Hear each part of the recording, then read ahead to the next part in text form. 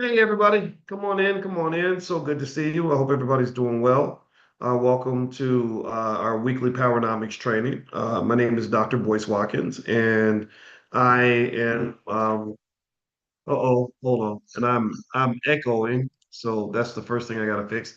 Okay, perfect. All right, great. So I hope everybody's feeling good. I hope that you are feeling awfully black and proud and strong and everything else. And I wanted to, before we even got started on some of this stuff with what we're going to read tonight, reading Dr. Claude Anderson's book. Um, how many of you know that Amazon just is planning to get rid of 600,000 workers and replace them with robots? Anybody see that? Anybody see that? I got sent this today from Dr. Vibe, who's a really cool guy, and he's a good brother, and I like talking to him. I like hearing from him. And he sent it to me, and he goes, "You've been saying this for years." And it's like, yeah, this was easy to see. This was not calculus or rocket science. This was called common sense. This comes from understanding how capitalism works.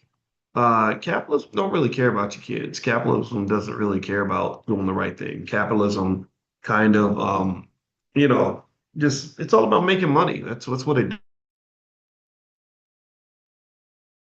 does. I mean, that's what it's going to do because I mean, how many employees does Amazon even have? Lord Jesus. Let me see. I'm really curious now because that's such a big number. Let's see here. I want to say they have about 1 million. Let me see. And by the way, if you lost your job or something like that, I'm not at any level making fun of you or making light of the situation. This is clearly a problem, clearly an issue, and I certainly don't want you to think that I'm not connected to what's going on. But process this. I mean, Amazon has about 1.5 million employees. That's a third, more than a third of their workforce. And they probably already laid off a couple 100,000 already. So they're probably going to get rid of about half of the people that work for them. And so one of the things I'm thinking about, James Norwood, I see you in there from Louisville, my hometown. We got a great football team this year, right? I hope you saw the big win the other day. Is that you really got to get ready for this future that's coming. If you're not getting prepared, I don't know what to because the world is changing. You know, the world's getting ugly, the world's getting messy, and I just don't want you to get capitalism is pretty heartless. And no matter how much you whine and scream and complain and go to marches and rallies, I can just tell you I don't have a lot of faith in the effectiveness of that because your politicians are kind of tone deaf. I think that what you saw with what was happening in the Middle East as an example of just how they're literally working for the people that have the money. That's it. You can run up and say, "Hey, look at what's happening to these kids, and they're doing this, and how can you support that?" Well, these are demon people. They don't really have a heart, a lot of them, and so they're not really all that connected to your experience. And so it's kind of sad, but it's me being as honest as I can be. Um, and I just want to make sure you're ready for that. Okay. So all right. So first of all, I want to acknowledge somebody in the chat. Amani's here. Amani is from our support team. And so if you have any issues with your membership in the Black Business School, you can talk to Amani and she will take care of you, not just eventually, but she'll take care of you right there in the chat and you can have a conversation with her. I don't know if Tiara's here or not. I know Tiara was going to come by, and she's working with a lot of you on the Launch Lab project, where she's helping those who want to start businesses that need a little extra nudge. And if she does come in, I can tell her to share the link and the information. If she's not here, then we can just bring that up later. All right. So all right. So moving on, let's jump into our book.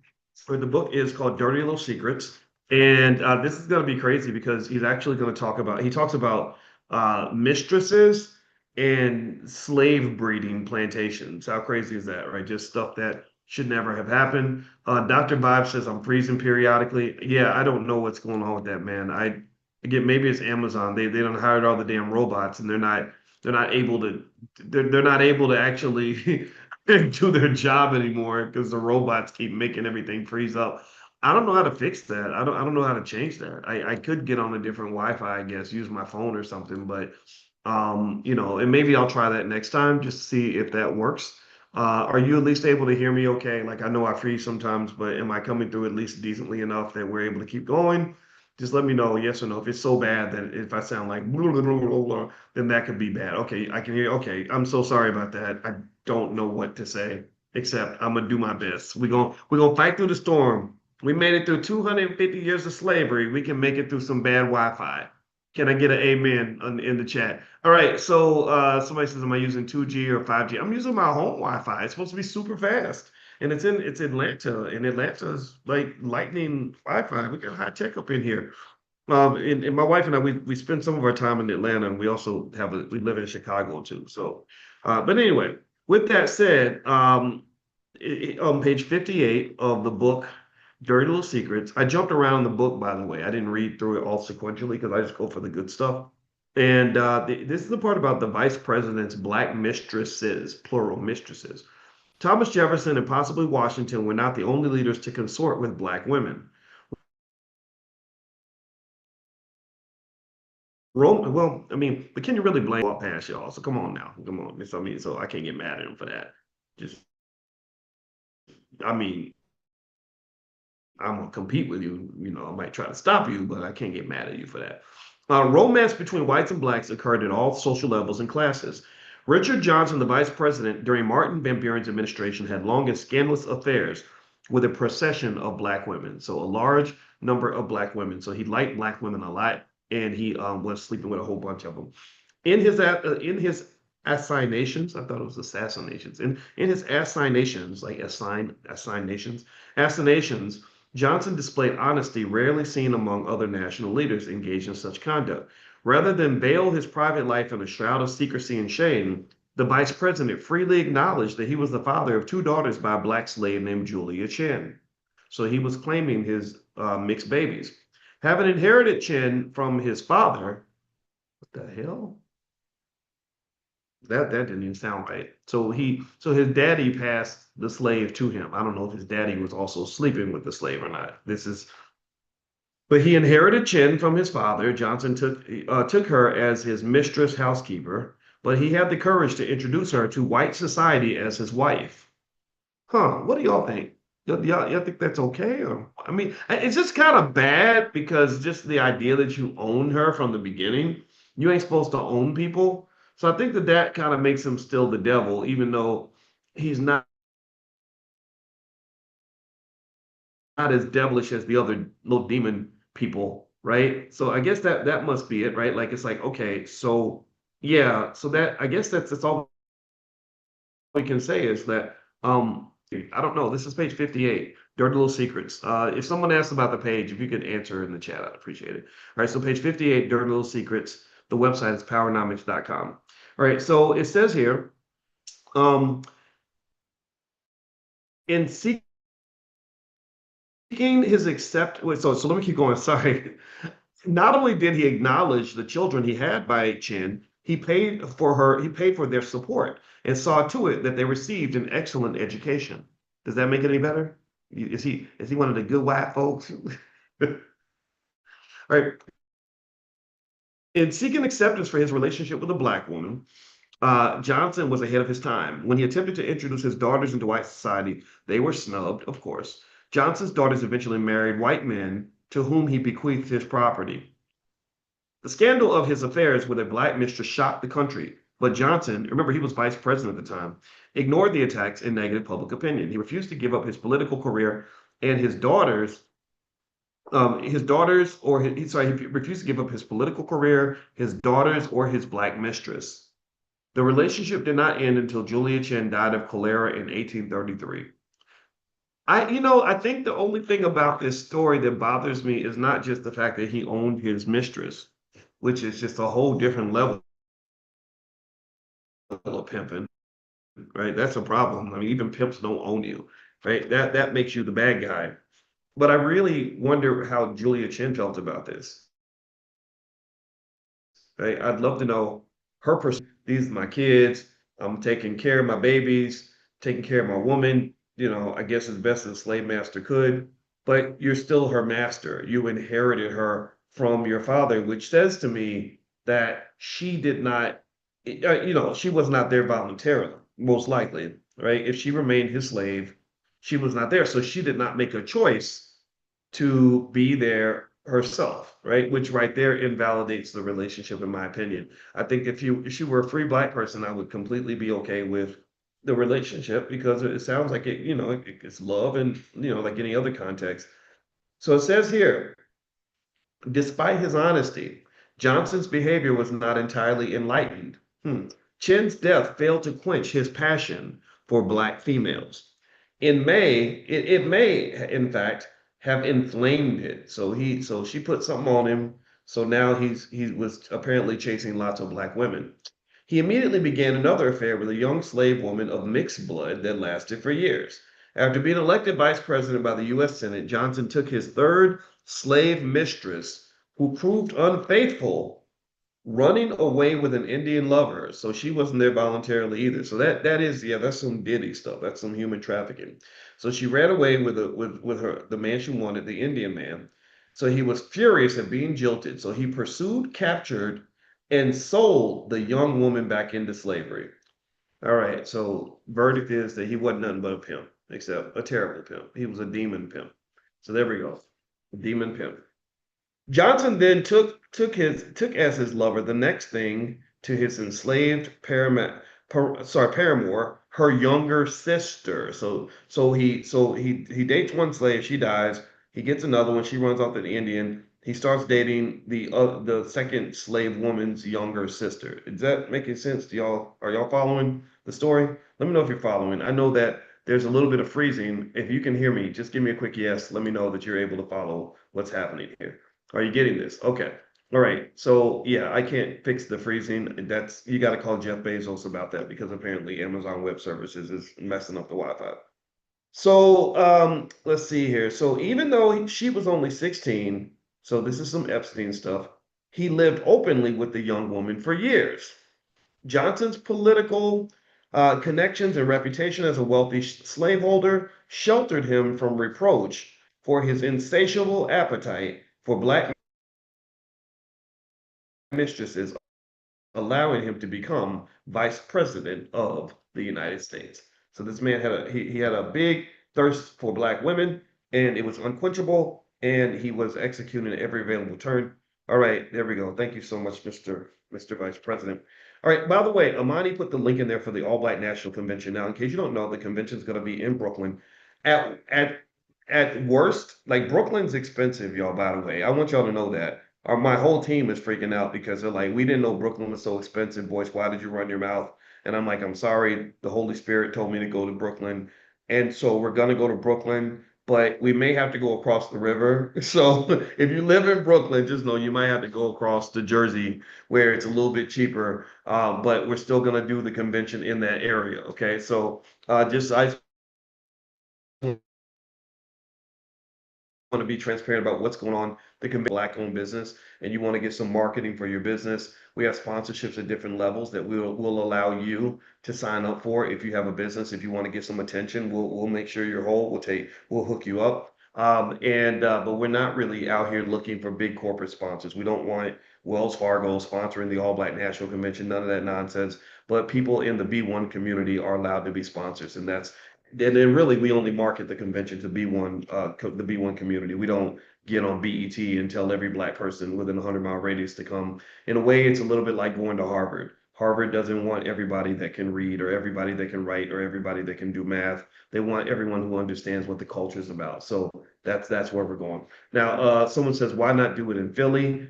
We did do Philly. Actually, Philly was 2017 or 2018, one of the two. We did Atlanta, Louisville, Philly, Houston, that was 19. 2020 was virtual because of the pandemic.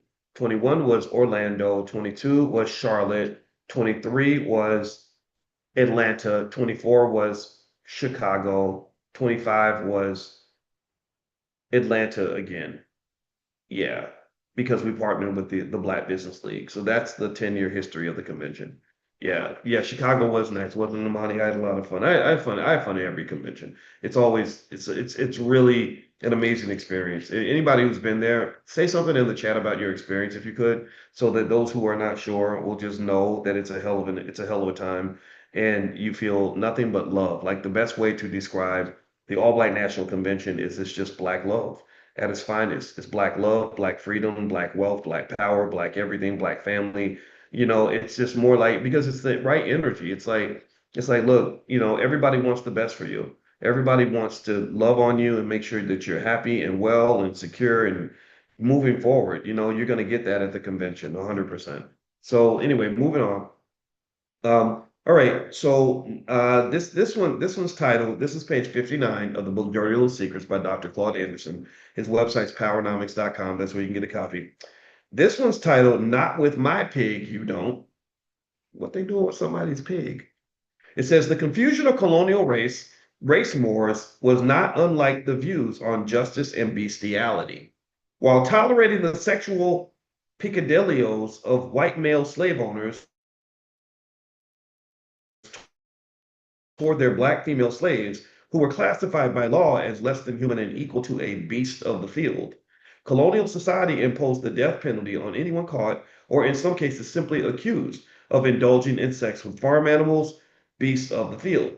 Since white males equated all blacks to beasts of the field and used black females as sex objects, apparently some forms of bestiality or indulging in sex with beasts of the field was acceptable. So you couldn't sleep with a pig, but you could go do whatever you wanted to do with your slave. Isn't that interesting? Isn't that interesting? Isn't that interesting? Let's keep going. A white male, George Spencer of New Haven, Connecticut, was caught in such a predicament. When a one-eyed pig was born in the town, the magistrates, casting around for an explanation, lighted on the hapless Spencer, who had the misfortune of also having but one eye. Interrogated about the possibility of bestiality, the frightened Spencer confessed and then recanted. Under Connecticut law, convicting Spencer of bestiality required only the testimony of two witnesses. In their eagerness to execute Spencer, the magistrates admitted the pig was one witness and retracted the confession as the other. Spencer was then hanged. So apparently he had one eye and the pig had one eye, but somehow they concluded that him and the pig was trying to make babies together. I didn't, did y'all understand that? I didn't follow that. I mean, what does him having one eye have to do with the pig having one eye? I mean, unless you're thinking about like weird stuff he would do with a pig's eye socket, which is just nasty. I don't even want to talk about that. Talk about screwing your brains out. All right. So anyway, let me keep going. That chapter, I gotta talk to Dr. Anderson about that. Hey man, you need to go check page 59. I'm about having sex with pigs. Let's move on. Let's move on. Okay. All right. So this says a famous abolitionist had a black mistress. Thaddeus Stevens was a powerful abolitionist and member of the House of Representatives who often squared off against Southern slave owners, but shared their taste for black mistresses. On the question of black liberation, the representative was no hypocrite. Unlike the Southern white males who were willing to degrade blacks while sexually exploiting them, Stevens forthrightly cared for them, both politically and personally. Befriending them, he fought for their rights as human beings. Okay. An originator of the 14th Amendment of the Constitution intended to protect suffrage by reducing the representation of states that deny blacks the vote. Stevens had reasons to be so inclined. During the last 2 decades of his life, he found comfort and happiness living with his housekeeper, Lydia Smith, a beautiful light-skinned mixed race woman. All right, so black women stand up. Y'all the prettiest. Don't ever forget that. Okay, this section is called Sex and the Civil War, page 60 of the book Dirty Little Secrets. Oh, and by the way, those who were asking earlier, you can get the passes for the All Black National Convention at a discount up until Black Friday. That's when the discount's going to end. But you can go to allblacknationalconvention.com. That's allblacknationalconvention.com. We will sell out. We will sell out. We always do because we keep the crowd limited. We don't want we don't want tens of thousands of people. So just so you know, I just want to let you know. All right, sex and the Civil War. To many Americans, mention of the Civil War brings to mind images of Abraham Lincoln, Confederate flags, and half-naked black slaves walking on back roads. Little has been written of the flood of professional prostitutes, free sex chasers, sexually transmitted diseases, and the breakdown of Puritan morals brought on by the war. Civil War soldiers, including many of the highest military leaders in the land, took time out from fighting to engage in sex with white prostitutes. Their more frequent assassinations, however, were with the even more vulnerable and thus accessible black female slaves. Whether they were discovered on plantations or back roads, black slaves were routinely used as sexual outlets by both Union and Confederate soldiers. When General Joseph Hooker took command of the Union Army, for instance, Union, this is not Confederate, this is not the South, this is the North. These are your allies, just to be clear. So he took he took the lead of the Union Army. Let's see. For instance, his realistic recreation and socializing policies gave the troops great latitude to engage in nearly any form of sexual activity, supposedly to gain a measure of relief from the pressures of war. Red light districts and bordellos, with whiskey never far away, sprung up around Washington, D.C., and other large northern cities to accommodate the soldiers' every taste. In fact, the very term hooker, which means prostitute, apparently sprang from General Hooker's own sexual habits. He loved visiting the row of bawdy houses on Lafayette Square in the nation's capital so much that it became known as Hooker's Row. So that's where the term hooker comes from. How many of y'all knew that? Praising the sexual attractiveness of light-skinned mixed-race women in song became central to American folklore. The state song Yellow Rose of Texas celebrated the high yellow complexion of a beautiful light-skinned prostitute who ran boarding house in Galveston. During the Union Army's occupation of Columbia, South Carolina, one citizen reported that, quote, it was not unusual to see a Yankee soldier with his arm around the neck of a Negro wench, even in the common thoroughfare, or hugging and kissing a mulatto girl when he could find one. So they like the black women. I don't know if that's good or bad, but that's just what it is. That's just, I don't know I don't know how you all feel about that, but that's what it is. Amani, I think someone was asking about a link and they said they couldn't click it for the conference. So maybe you could check the link for me. I'd appreciate that, Amani. Thank you so much. All right. Keep going here. All right. For white troops, the sex with light-skinned women was often preferable to dark-skinned women. White soldiers often sang shall brown, end quote, which commended a black servant's intention to leave his dark woman for the favors of a new, bright mulatto girl. So this is where light skin became preferred. Following their white counterparts, black men also considered mixed race women desirable. Regardless of skin color, women were almost always available to the servicemen. Both the Union and the Confederate armies were shadowed by large parties as male soldiers to more easily dispense sex undetected. So they would dress up as men just so they could be around the men. So isn't that interesting? That's kind of deep, right? All right. While Puritan values maintained the facade of a Victorian society, illicit sexual relations were a reality. The soldiers' sexual escapades were revealed in military records, newspaper reports, and personal letters to friends and family back home. But those knowledgeable about the activity acted as censors who weeded out many of the bawdy aspects of the Civil War years. Medical records, however, were not necessarily subject to such suppression. According to the records, few soldiers bothered to practice safe sex, the safe sex technique of the Victorian period, which was abstinence. So back in that time, the method of safe sex was just don't do it, which we know. Yeah, good luck with that. Yeah, yeah, okay, good luck with that. And so basically that didn't work. So here's what happened as a result. During the war years, venereal diseases, commonly known by the euphemistic ailments of Venus, that's what they call them. At one point during the war, records of the Union Medical Corps showed 212,000 cases of VD out of 531,000 white and black soldiers. So 212,000 out of 531,000. That's like 40%. Oh my God, that's nasty. So 40% of the men have BD. That's just nasty. Oh God. Ew. All right, let's keep going. Um, 40% of all Union soldiers had not contracted the disease from outhouse toilet seats, as many claim. So instead of saying they're getting it because they're basically having big ditty parties out here, they're having, Freaknik every day. They said that they got it from dirty toilet seats. That's what the fake news was reporting at the time.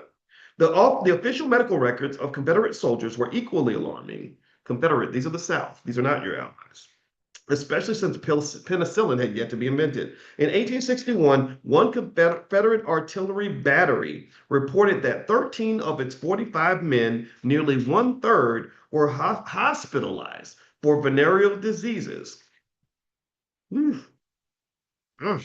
It's, it's crazy. It's wild. All right. Now that we've talked about the highly uplifting topic of venereal disease, let's talk about the even more uplifting topic of slave breeding. This is in Dr. Anderson's book. I'm just repeating the message here. I don't know. I hope you all agree with me. I kind of like real history. I like knowing what really went down. I enjoy knowing the little details that they never teach you in school. So this is what Dr. Anderson's writing about, and he's the master. He's the originator. So we're gonna just follow what he says. So he's talking about slave breeding, which to me, um, it's a no-brainer in my mind in terms of explaining why Black athletes, African American athletes, are the greatest athletes on the planet. We have superhero capabilities. Let's just be honest. I'm talking natural ability. Now, I'm talking about the work ethic. The work ethic's there too, for sure. But when you mix the work ethic with natural ability, there's never in the history of this earth ever been a white version of Noah Lyles. There hasn't. He's the fastest man on earth. There's never been a white Usain Bolt. There's never been a white Michael Jordan. Tell me if you agree. There's never been, tell me who the white Michael Jordan is, and I'm gonna tell you you a dang lie. There's never been a white Shaquille O'Neal. There's never been a white Bo Jackson. Has anybody ever seen how Bo Jackson is, how fast and strong he is? Um, I can keep going. I can keep going. What's the guy that plays for the Baltimore Ravens? The quarterback. He played for Louisville. I should know his name. Lamar Jackson. There's never been a white Lamar Jackson. If you know sports, you know what I'm talking about. If you watch, one of the purest examples of raw natural ability is the Olympic final of the men's 100-meter dash.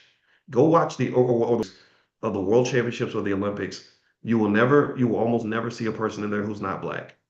Almost every, literally every one of those people up there is black. And it's not just because they work harder. Of course they work hard, but there are white sprinters who work extremely hard too. But believe me, as a track coach, I can tell you that genetically speaking, you can only sprint so fast. You can't. I mean, you can train all you want, take all the steroids you want, but there's a limit to how fast you can go, and our limit's just a little bit higher. I think it's because of stuff like this. I think that they were using us as science experiments, and they were saying if we take this big strong buck slave and blend that person with this big strong slave, we can create a super slave that can do more work and make more money. It all comes from capitalism and the extensive depths of the dehumanization that we experience. And this is over hundreds of years. This didn't happen once or twice. This happened generation after generation after generation. Like the story you heard about the guy who had the black mistress, he inherited the mistress from his daddy. His daddy's like, here's my slave, have fun. Like, I mean, it's crazy. This is insanity. So let's keep going. Slave breeding for profits and myths. International slave trading was officially ended in 1807. So in 1807, the slave trade internationally was banned. But the legal decree did not end the demand for black slaves. So black slaves were still wanted. You just couldn't go and ship them in from Africa, okay? Right? Especially in the newly formed southern and western slaveholding states. To satisfy the market and undoubtedly to combine pleasure and profit, the old slaveholding states like Maryland, Virginia, North Carolina, and South Carolina turned to slave breeding. So they said, okay, instead of getting slaves from other places, we're just going to breed the ones we have. In this practice, fertile black women were prized as breeders. While in black, same way they breed horses and cattle and stuff like that, they would breed black people. In both instances, myths often projected larger than life qualities onto black men and women. One of the thousands of such tall tales involved Old Breeding Joe. According to one Old slaves' recollection, the 7 foot tall Joe was the most virile black male slave in Virginia. Legend had it that his white master rented Joe out to a white man who lived in Suffolk County, Virginia. The man supposedly picked Joe up on a Friday and locked him in a barn with 20 black female slaves. Joe was picked up on Monday and returned to his master. The next year, 17 babies were born on the Suffolk County plantation, all on the very same day. So these are, and maybe this explains why there are studies that show that black males have more sex than other people because we are unfortunately led to define ourselves by the extent of our sexual prowess. I heard an older black man say, and I'm not going to say the word, but it rhymes with sick. And he said, back in the day, black men didn't have no power. The only power we had was our you know what. And and I don't know, I just think that there is something to that, right? So anyway, moving on, he says these tales may have put money in the white master's pockets, but they played havoc on his psyche. White men, often intimidated by the purported sexual powers of the black male, feared his gaining access to white women. So they did not want that big old, what was it, old breeding Joe to get near Miss Sally. So let's see, by creating sexual fictions about black males, white slave owners made them more attractive to white women. So when they would talk about these tall tales of black men, the white women would get curious, right? Let's see here. And it would undermine their own sense of masculine sexual identity. White men tried to extract themselves from this paradox of their own making by making it a capital offense for black men to be in the presence of a white female. So you couldn't even be around a white woman. Isn't that interesting? Okay, so this one's called Nigger in a Woodpile. This is the title of this check section. The expression, quote, there's a nigger in the woodpile, grew out of the Reconstruction period and spoke to sexual liaisons across racial lines. Although white men, rich and poor, had nearly total control over their sex lives and those of black people, white women exercised at least nominal control over their homes, lives, and sexual activities. They understood that white male sexual escapades, whether with a prostitute, black mistress, or extramarital, were an acceptable, though seldom discussed, part of life. But once in a while, white women would play tit for tat and turn the tables on white males by sexually consorting with black men. Following the Civil War, non-economic emancipation did not provide black people with the resources to establish stable lives. They were forced to migrate and forage for food and shelter. It was a practice of black men to stop at different white homes and offer to chop wood for a meal. Often, after watching black men strip and chop wood, white women would entice or order them into the bedroom for a sexual liaison. A black man had little choice: obey and risk being caught, refused and risked being charged with rape. Apparently, most obeyed and moved on. So you were either going to have to do it and be charged with, be charged with rape if someone found out, or she lied on you, or you said no and you would get charged with rape because she would, guess what, she would lie on you. So this is really goes back to the fact that that black men have been killed and incarcerated over white women's tears for the last 400 years, and it still happens to this day. The nigger in the woodpile expression arose from associations made by white men returning home and finding freshly cut wood. So when they came home and saw the wood was cut, they would worry. White housewives would tell how a wandering black man chopped the wood for a meal. 9 months later, when a dark skinned or black baby arrived in the family, the white male would associate the chopped wood with the darker baby and proclaim there must have been a nigger in the woodpile. Wow. Miscegenation produced darker babies in the white race for centuries before the Civil War. Some historians estimate that tens of millions of whites have some blackness in their veins. Thomas Sowell gave some indication of the frequency of white female black male sexual relations in his book, The Economics and Politics of Race. Sowell stated that in the 1840s, more than 43% of white out of wedlock babies were fathered by black men. Damn, 43%? The nigger in the woodpile expression died with the invention of gas stoves and furnaces. So when they had gas stoves and furnaces, there's no need to have a nigger in the wood pile, apparently. So that's wild, right? That's kind of well, that gave us a lot. Well, well, anyway, I'm gonna actually end. I have to end a little bit early tonight, and so I was gonna keep on going, but I think we had enough. We done had niggas in the wood pile. We done talked about STDs and prostitutes and all kinds of crazy stuff. So yeah, so that's enough for us to think about. If your kids are here, I'm sorry, I hate to do this, but this is in Dr. Anderson's book. And so if you want to get a copy of his book, I encourage you to support this man. He's an amazing, wonderful human being. And he wishes he sends his love to you. His website is powernomics.com. If you have it in your heart and in your bank account to spend a little extra for, to help out the family that you have, go there and buy extra copies of his book. I'm a believer in that because remember, I don't teach any students, I only teach teachers. So ultimately, be the teacher that you always wanted. Go out there and give those books away to the kids. Talk to them about what's in it. Make sure that our kids, that's our responsibility. Those are our people. That's our responsibility. Nobody else, our responsibility that we claim that, we take that, we control that, we manage that. Ain't nobody else's job to raise a black child except